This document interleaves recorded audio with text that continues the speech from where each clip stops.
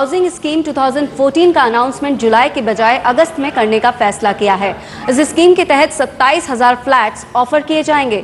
दिल्ली वासियों को इस स्कीम का बेसब्री से इंतजार है क्योंकि ये फ्लैट्स मार्केट रेट से काफी कम होते हैं। आइए इस रिपोर्ट के जरिए समझने की कोशिश करते हैं कि आप डीडीए फ्लैट्स का इंतजार करें या नहीं। कभी डीडीए की हाउसिंग स्कीम डिले होती है तो कभी फ्लैट्स का पोजीशन डिले होता है तो कभी डीडीए की कंस्ट्रक्शन क्वालिटी पर सवाल उठते हैं। डीडीए का गैर जिम्मेदाराना रवैया घर का सपना देख रहे ग्राहकों को बेहद निराश करता है। इस बार डीडीए ने जुलाई अंत तक आने वाली हाउसिंग स्कीम को आगे बढ़ाकर अगस्त में लाने की बात कही है, जिससे ग्राहकों को निराशा हो रही है। साल 2010 में डीडीए स्कीम के तहत लगभग 16,000 फ्लैट्स के ड्रॉ में जीते कई ग्राहकों को अब तक फ्लैट्स नहीं मिल पाए हैं और जिन ग्राहकों को फ्लैट्स मिले हैं वहां बिजली पानी से लेकर बेसिक सुविधाएं भी मौजूद नहीं हैं। इसीलिए ग्राहक इन घरों में शिफ्ट नहीं हो पा रहे हैं।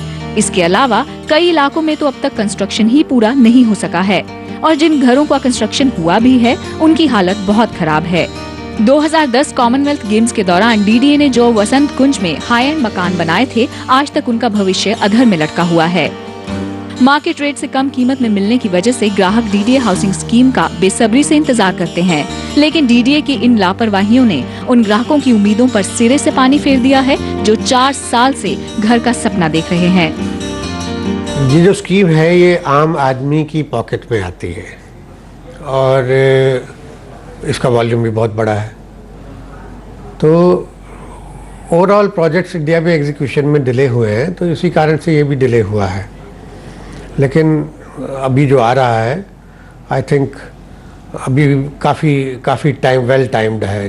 फिर भी यही नहीं, दिल्ली विकास प्राधिकरण की लापरवाही की हद पर सुप्रीम कोर्ट का हाल ही में एक फैसला भी आया है।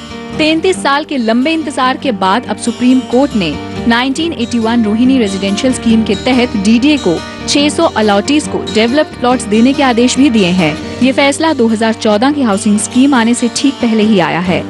बेंच ने डीडीए से 4 महीने के अंदर अलॉटमेंट लेटर इशू करने के आदेश दिए हैं। डीडीए की इन अनदेखियों का खामियाजा ग्राहकों को भुगतना पड़ रहा है।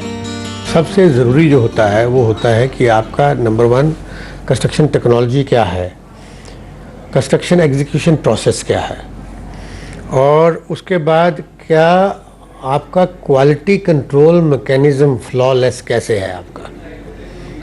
जहाँ पे आप ह्यूमन बींग्स के ऊपर इन चीज़ों को छोड़ते हैं वहाँ पे सिस्टम हमारे कंट्री में फ्लॉ हो जाता है। ऐसे में बड़ा सवाल उठता है कि ग्राहक करे तो क्या करे। साथ ही ये सवाल डीडीए की क्रेडिबिलिटी और क्वालिटी पर भी उठता है, क्योंकि जब विकास प्राधिकरण का ही विकास नहीं हो पा रहा है, जब विकास प्राधिकरण अपने प्रोजेक्ट समय से पूरा नहीं कर पा रहा है और न ही फ्लैट्स का पोजीशन समय पर दे पा रहा है, तो ग्राहक किससे उम्मीद लगाएं? अंकिता चतुर्वेदी, जी मीडिया।